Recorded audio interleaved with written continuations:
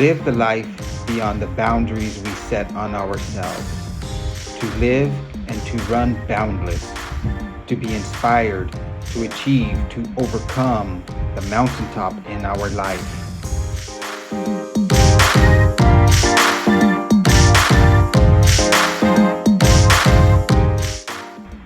Embrace the journey, become boundless.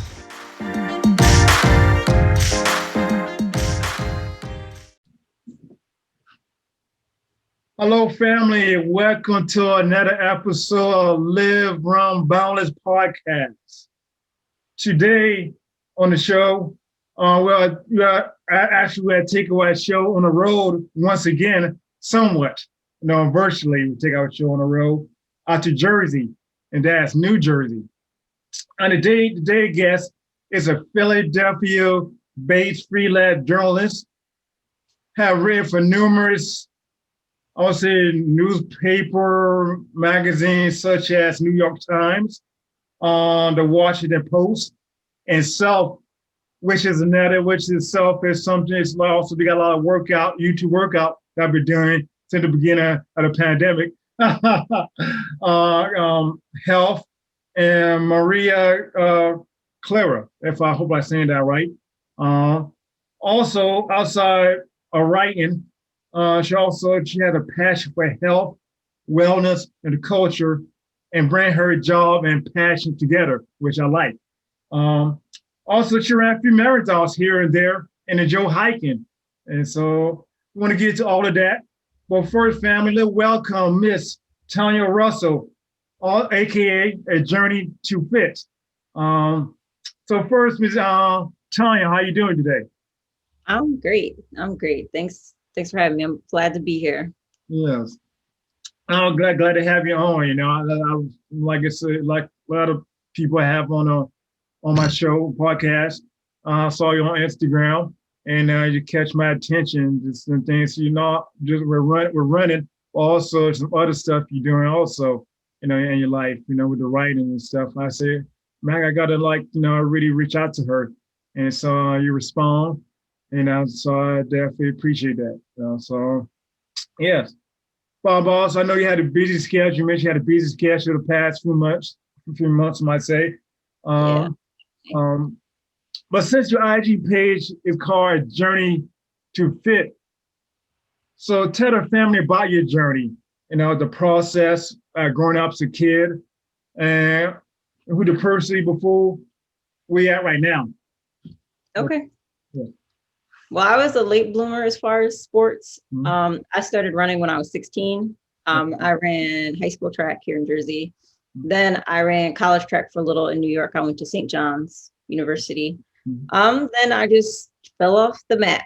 What I mean by that is I didn't subscribe to any real sort of fitness or anything. And then I met my fiance when I was 24. And when I was 25, he and I started training together. He was powerlifting, so I started powerlifting too. Wow. Was doing really well, but I blew out my knee squatting one day. That happened 3 weeks before I went on my first solo trip. And I went to South Korea by myself. And I actually, 2 days before I left for South Korea, I came off of my crutches and switched to a brace and a cane. And I took that to Korea with me. And it was pretty interesting. But while I was there, I was riding on the subway and I had met up with a friend there. And I said, well, I have to do something. I went to college for journalism. I have to write. I have to do something. So I decided I'll start a blog. Okay. And we were just back and forth coming up with ideas. And that's where A Journey to Fit came from. Okay. So I did up until about a year ago. I had a blog, A Journey to Fit, which first talked about my powerlifting and my injury and starting to travel. Then 2017, I started running. Okay. I started running. I signed up for the Broad Street Run in Philadelphia, which is our 10-mile party. And that was May. And I started running the March before that. I was like, okay, well, I signed up. I might as well start training. Okay. So that was in May, and then I decided in November, I decided to just skip straight from the 10 miles to the marathon. So wow. next November, so 8 months after I started running, I'm like, I'm gonna run a marathon. Crazy. Yeah. But that's where I've been at since. Been running a lot of 5Ks, having a good time. Okay, that's also, you see, didn't waste no time, jump to the marathon, and after you started training, and so how do you feel at your first marathon? How do you feel? It was great. I ran a sub-4 marathon, sub-4 hours. Okay, nice. So I was like, okay, maybe I'm kind of okay at this. Maybe I should do some more training. Yeah. I'd end up running another one a year later, which was this past November. Yes. And that was quite a journey. I actually ran that injured. So at mile 10, what did I do? Forget what I did. I blocked it out because it was traumatizing. But I got injured around mile 10. By mile 13, I said, I can't run this thing. I ended up running the last half of the race with cramps, leg cramps, and the beginnings of an injury. So say, oh, that was so brave. And no, it was stupid. I don't recommend anybody do that. Yeah. But I'm pretty dedicated despite injuries and despite, I don't know, 2020. Yeah. And all that that's entailed. Yeah. So I could relate, when I first ran my first marathon, I didn't really think I get a whole lot of training in. And it was like a trail marathon also. I felt good like the first 10 miles or so, I think. And then it was like at the turnaround. And then when I'm back over this hill, the same hill, it just like was a wrap. So that, I don't know, 10 miles, I forget exactly. I could not run anymore. Cramp up, hit the wall, and all of that. And just like it was a wrap. But some way I managed to make it to the finish line. And just but I felt I paid a price for it. But it didn't stop me for trying it again. So it definitely take dedication, commitment, and just is the ability just just ability to give it a try once again. Yeah, and it didn't kill your joy. Oh no, it didn't. And I really embraced the pain. Definitely the pain. So definitely, it's like part of the journey. Gotta go through some. Got to go through the struggles. Got to go through the struggles also. Yeah. So yes. So your first love, So I know you say is it being a journalist or is it fitness? Which one is it? Well, writing came first. I've been writing since I was 5. Oh wow. Okay. Yeah. I've known since I was maybe 12 that I wanted to write. I had like this whole plan.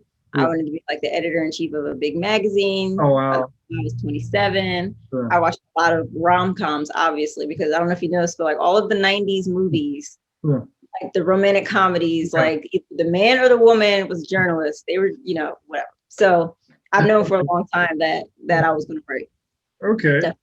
Yeah. Also, so it's just something since 5 years old, it's just something you just have an itch to write, So what was like your first story as a kid? Write on something like that. I remember when I was in 3rd grade, I decided I was going to write a sci-fi novel. Yeah. It was. Well, I had a flair for the dramatics, so at least I tried. But I had a really. Okay. I'm like a textbook Aquarius. I'm really eccentric, and my thought process is kind of far out sometimes. I think maybe that's why I like to write so much. I don't know. Okay, that's awesome. To write, and you really gotta. Well, I learned about writing. You really have your thought pattern. You really got to be out there. Really expand your mind. And just to write. And just really got to find that zone. that I like to say, find that zone to write. Just like running, where you got to find that zone where you get to running and just like, you just be like free, So, yeah, so I like that. So it's a lot could relate to one another, kind of writing, kind of running, and things like that. And along your journey along the way, you've been. I know you write a lot of different places. I guess you live, some of the places that you write for, like from Philly, New York City, now New Jersey. So tell us, the family, about some of your pit stop along the way and the experience you have being something like the major city out on the East Coast. My experience on the East Coast? Yeah, like Philly, New York City. I know you see places that you live at. I guess you work like as a freelance journalist at these places. Well, I'm actually new to writing. I've been writing since March. Oh, so you're new to writing? Okay. As a journalist. Okay. As a journalist. Right. I've taken, I went to college in New York City. Okay. Grew up in, I guess you would call like Jersey, Delphia. Yeah. The suburb. Currently I live 15 minutes from Philadelphia. I have run to Philly from where I am. So definitely I'm in the part of Jersey that's heavily influenced by Philadelphia. Okay. Opposed to North Jersey, where it's the New York influence. Okay. But yeah, up until recently, March, I was doing other things. Like I've always wanted to write, and that's kind of why I started the blog, because I wanted to do it somehow. Yes. But and it actually happened by chance. I got furloughed from my PR job, and I said, okay, well, I'm home now, stuck in the house like everybody else. What can I do? Yeah. And since then, I've written probably 60 articles. Oh, wow. For different publications. So I've just been really busy since then. Okay. Yeah. So you've written 60 articles since around March or something like that? Huh? Yeah. Oh, man. All right. Okay. So you have it quite busy. No days off. No days off. Okay then. So how's your life as a freelance writer compared to a journalist who work at a certain or one publication? How that experience like, if you could compare the two? It's a lot more stressful because I guess the work isn't guaranteed. Yeah. But it requires me to be more imaginative, definitely, because 90% of what I write is what I pitch. Okay. So I come up with the ideas and then I have to, pitch myself to publications. Whereas if I was in-house, like say I worked for Health Magazine full time, we'd have meetings every week and we're like, okay, these are the ideas and I want you to take this and what do you think about that? So it's a lot more thinking, a lot more legwork involved. And of course there isn't any security there. Yeah. So if I have an off week, if I have a week where I don't pitch, then in a couple of weeks, I'm gonna be just kind of twiddling my thumbs or, the money, as long as I keep busy, as long as I keep pitching, as long as I keep writing, the money is there. Okay. If I have an off week, it's not like being in an office where I get PTO time. There is no PTO. There are no real days off. So definitely. Okay. Yep. That's awesome. So you prefer to be freelance, compared to just work at one publication? Definitely. Okay. As somebody who I was just full-time in PR. Yeah. I did a lot of pitching with that anyway. And it wasn't as flexible and I didn't have as much control as I have now. Okay then. So you do travel also? I mean, I know right now I can do a whole lot of travel, but you do a lot of traveling also? Yes. Okay. I'm actually, up until March, I was actually supposed to be in Paris last week.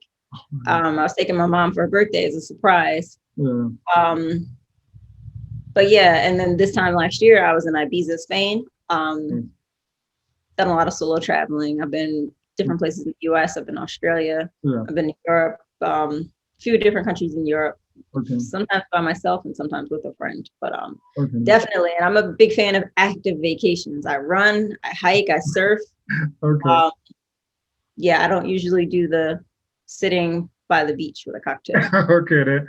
So, I do vacation. Yeah. yeah. Yeah, kind of. I got some friends that did you like for Kate or I call it like run, they travel to different places and do a lot of races, wherever, And so, and that was so somebody like you travel to different places and you do like you run the places that you travel like vacation, run vacation, something like that. I forget I think runcation. Runcation, yeah. Runcation, yeah. Okay. So what's one of the favorite places that you enjoy traveling to and where you what the favorite run location you've been to so far?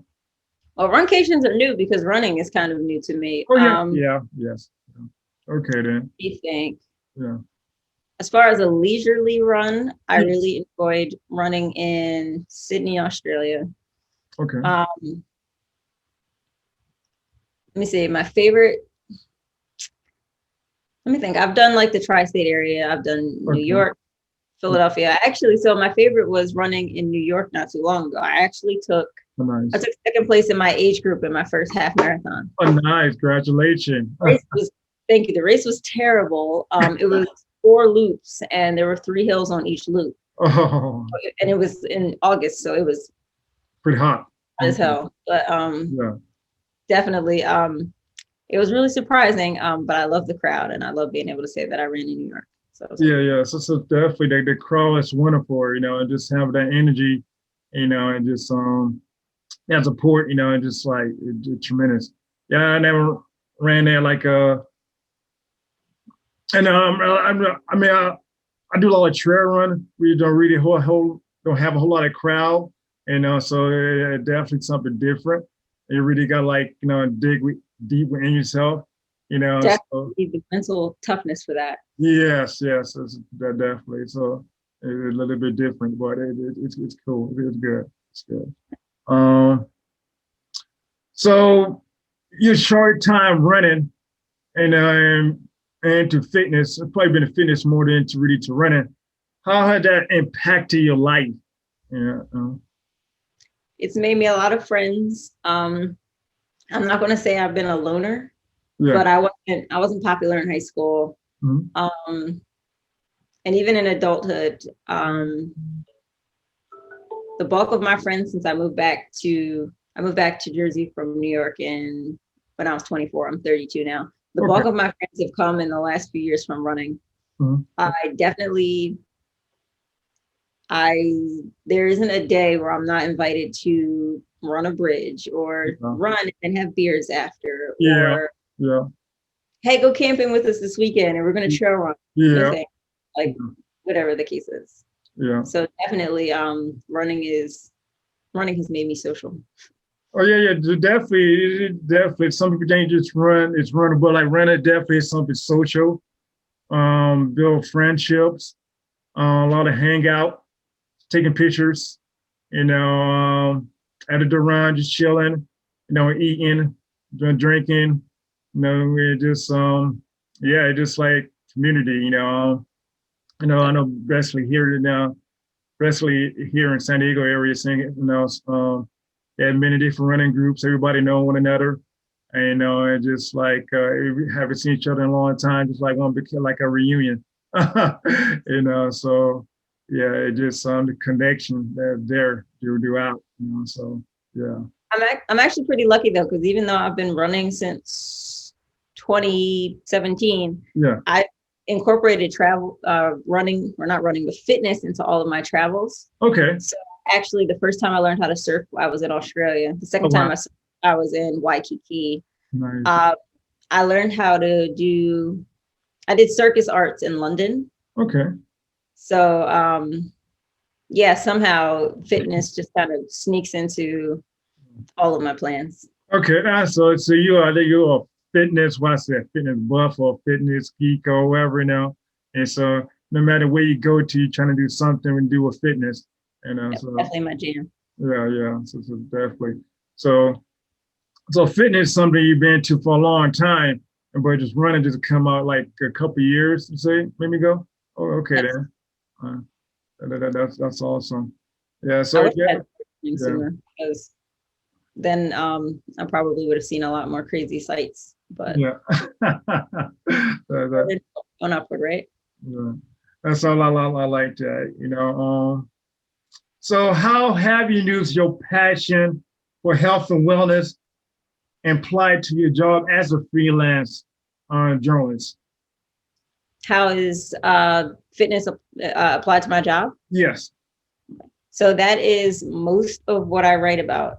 A few years ago, I actually had about a 2-month stint for Women's Health magazine where I did, that was actually really random. I wrote about 5 or 6 articles for them.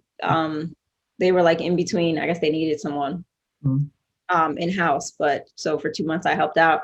I wrote mostly about fitness.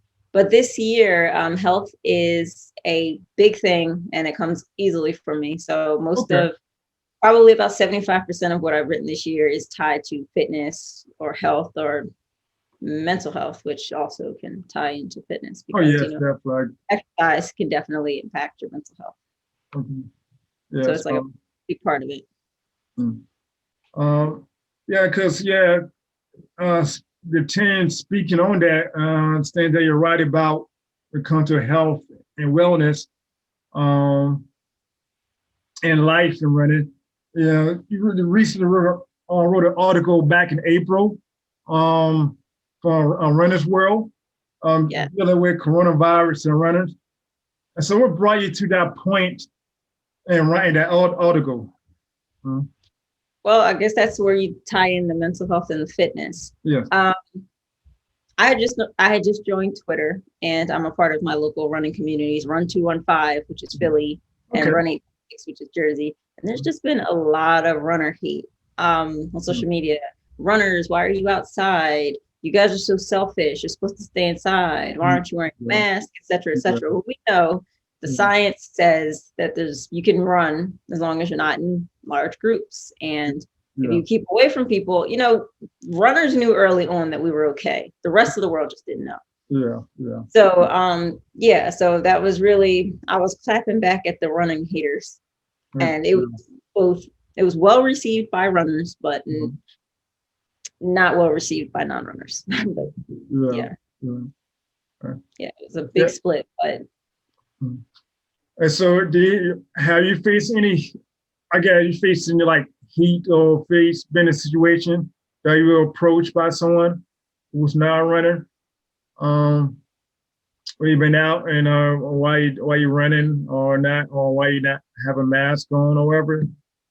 No, I actually live in the suburbs. And the good thing about where I am in the suburbs is that, and it's weird, I'm also one of few runners in my town. I think on any given day, I see maybe 2 people run past.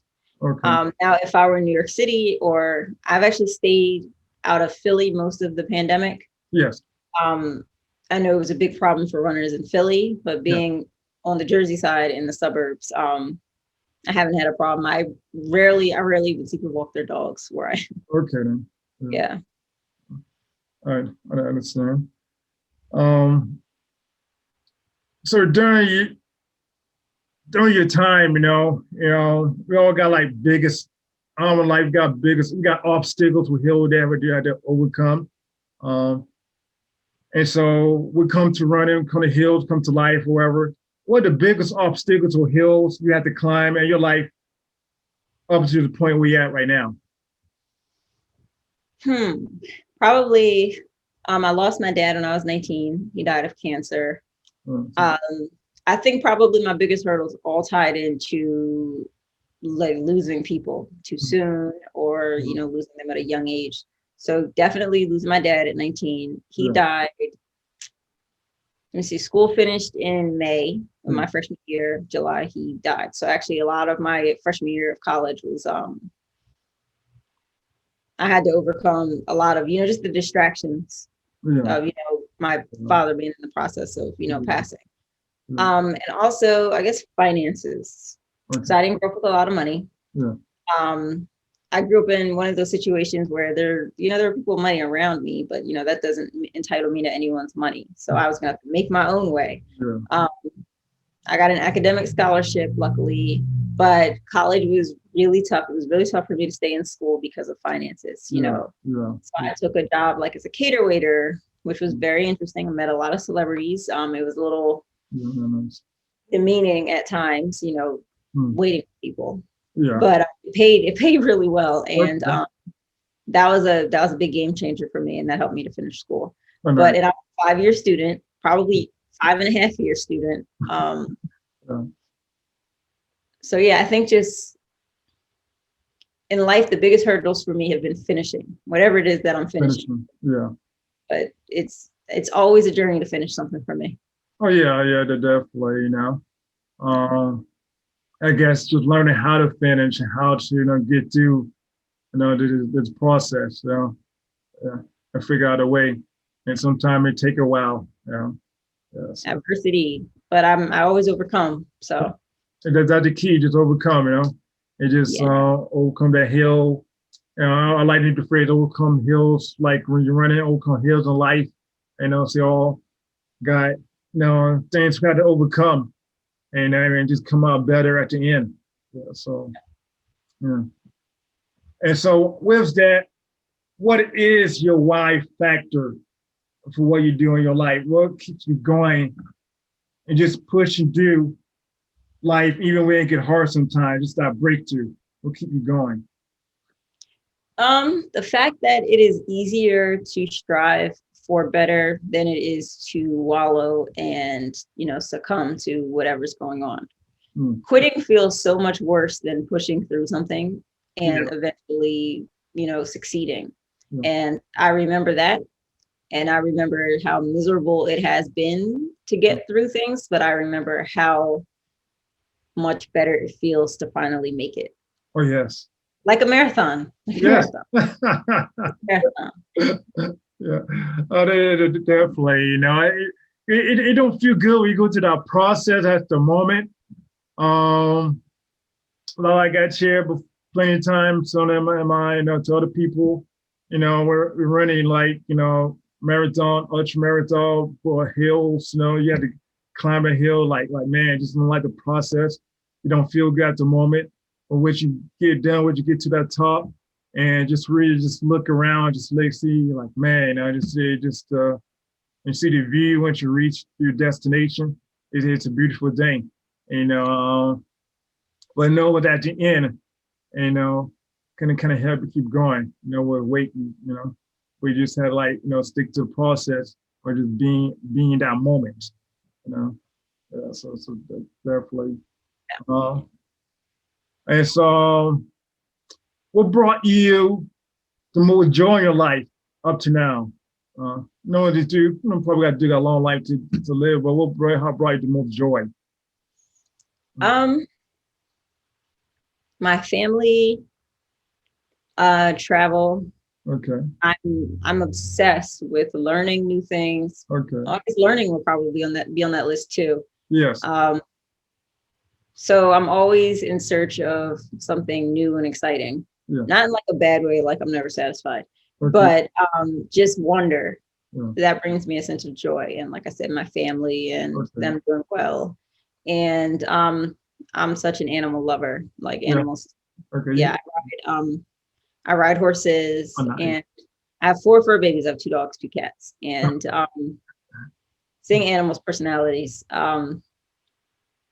Yeah, and children. I love kids. I don't have any, but I love to be around kids. Kids, everything kids do, it's a big deal to them. Everything's an adventure, and I think we could be more like kids. Yeah.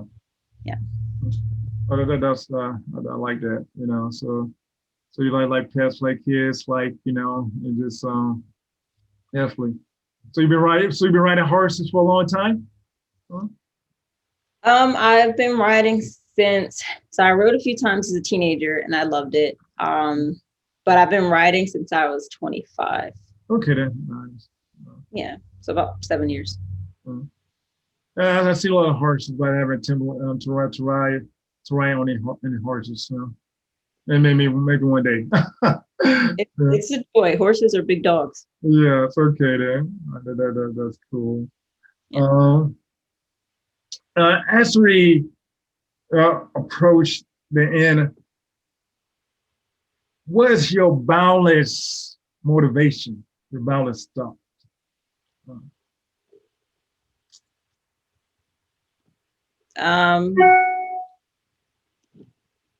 I think probably striving for greatness and knowing that great is still out there. Okay, then. Like I could run my best marathon, which I know that could actually probably be a bit of a deterrent for people. It could depress some people always having to strive for greatness. But for me, I look at it as being exciting and it makes me look forward to waking up every day knowing that, I could run, a faster marathon or I could go to some new and amazing place, or my family might accomplish something really great. I'm a big cheerleader for other people. I love to see people succeed. Yeah.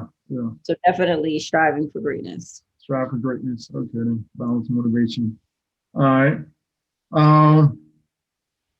And so what's your future goals, with running, with your career, what's you got in store, what in store for you? Well, in my last marathon, before I got to the 10-mile point where I knew I was injured, I was on track to run a Boston qualifier. So definitely Boston is in my future.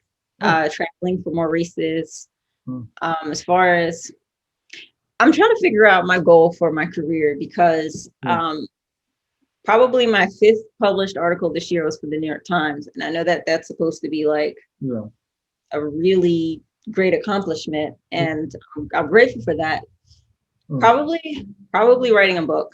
I don't know what to write about. Okay. So many things to write about, but I think that that's been a childhood dream of mine. I've been writing stories and never finishing them since I was like 5. So I should probably actually finish a book, get it published. That's probably my career goal. There you go. That's something to go for. Strive for greatness.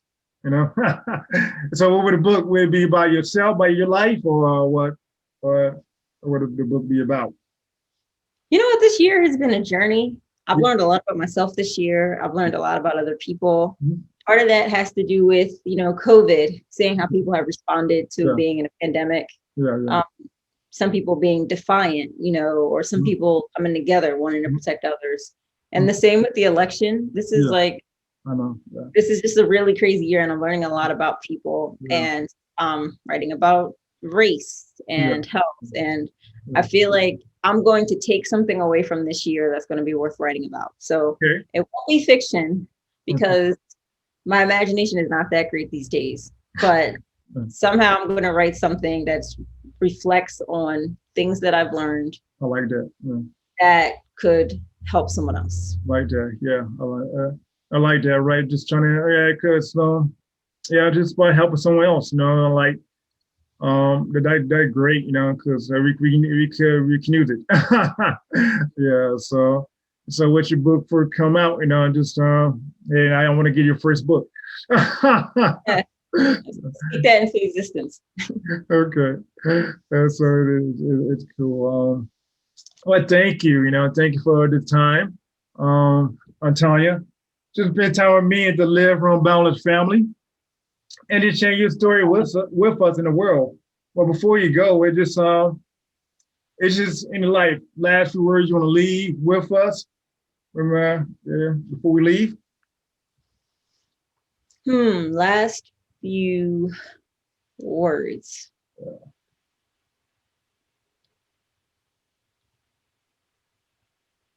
The words that came to mind were kind of crazy, so I'm going to disregard them. Okay. But that's cool. That's okay. Probably like I said, about striving for greatness, knowing that something greater is always out there. Okay, then. And there's always something greater beyond whatever crazy it is that's happening. Even if that's a marathon, there's the finish line. Yes. Okay, then. That's cool. That's something like we got to strive for greatness. We've got greatness within us, I believe. We just got to search for, look for it, and just want to go after it. So definitely. And so if people want to follow you or keep up with you, how could they do that? How could they do that, I might say? Okay, so on Twitter, I am the Tonya Russell. Okay. That's Tonya with an O. Okay. And excuse the pretentious name, there was already a Tonya Russell, so I had to add the at the beginning. Okay. And on Instagram, it's _ a journey to fit _. And typically, I mean, if you like photos of cute dogs, I'm always posting photos of that. If you like seeing horses, Okay. if you occasionally like you know, an idea of a good running shoe, or you want an outfit idea, especially for the fall, like go ahead and follow me. Yes. Awesome. That's great. Thank you for that. And thank you once again, our family, for joining me on another episode of Live, Run, Boundless podcast. Live a life beyond the boundary that you set on yourself. So thank you. Thank you for having me. Thank you, guys. Thank you for just